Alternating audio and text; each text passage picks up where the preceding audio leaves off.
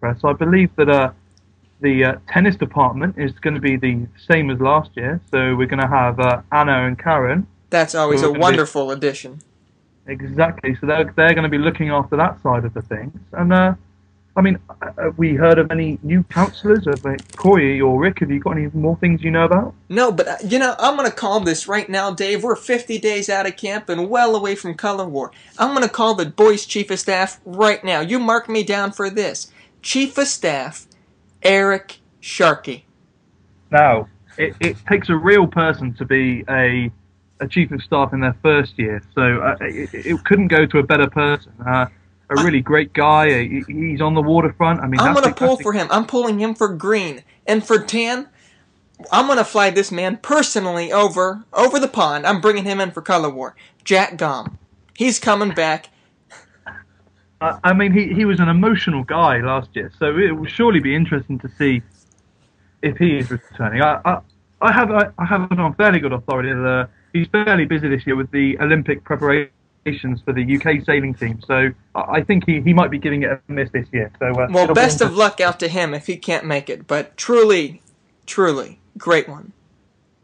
Fantastic. Now, I think we're also able to confirm this year that Mike Roundy is coming back as Arts and Crafts, and we'd also like to thank, sort of pass on to him just a big shout out with the issues he had this year and things, and hope that everything's going fantastic for him. So, Corey, I'm sure you'd like to say the same. Absolutely. Our hearts go out to the Roundy family and all of our support in these difficult times.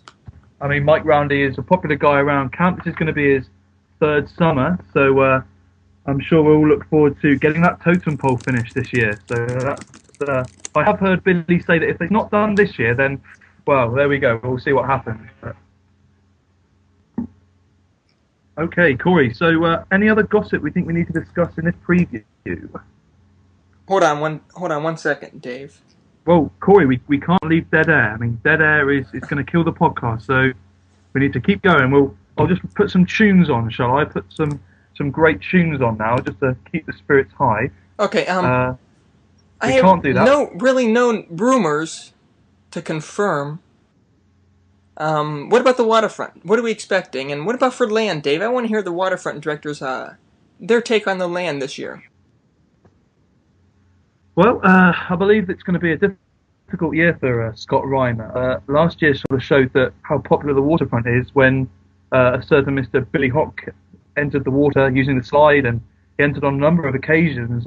And I don't think I saw him take part in many of the land activities. So I think the pressure's on this year for Scott Reimer to really up the game for land and offer something new and exciting that sadly the waterfront does very easily every day of the summer. And it's something that at 9:45 in the morning, the little boys and girls, they can't wait to get in the water. And I know sometimes for land, they'll tidy up slower and they just don't want to do it sometimes. And with such characters, and I'll use that word, characters, as Eric Sharkey, Eli Sirota, Sarah Ballin, the Drake, or Lauren, all returning and coming in for a new summer, I think this really will be fantastic. Okay, it's going to be fantastic. I agree, and I think Billy coming down the water, that's going to be a hard one to beat on land. I'm not sure if we even have the equipment or the personnel to pull that off, Dave. I mean, Scott always gives the waterfront a hard time, but at the end of the day, what do you always see on the front of the Watedo website? It's the waterfront. The waterfront is the bread and butter of camp. It truly is. It's the most, Corey, if I can say this, it's the most emotive image that Watedo has to offer. You went there. You really went there. That's big words. But you don't see a picture of the basketball court. You don't see or the bullpen. No. What is it, Corey? It's the H dog. Yeah. I believe it's the H dog. But you can call it what you will. It's the 75. Oh, Dave, I have a rumor hot off the press. I just looked on my phone.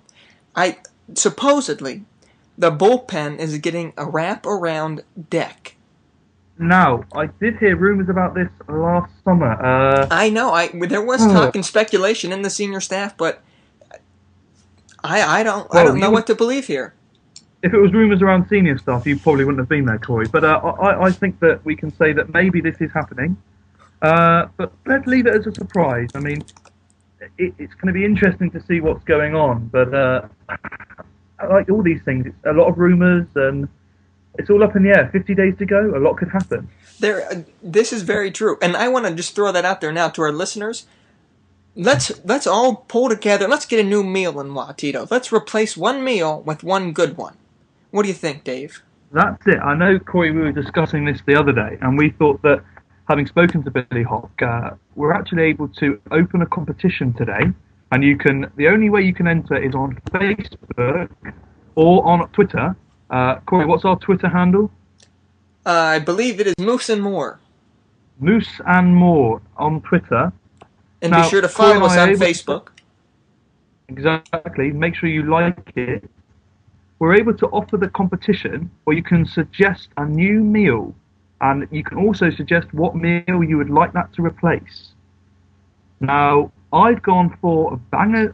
No, I'm not going to go for that one. I think I'll choose my other favourite meal, which is going to be a traditional roast dinner. Now, roasted chicken with roast potatoes and Yorkshire puddings with some lovely gravy and carrots.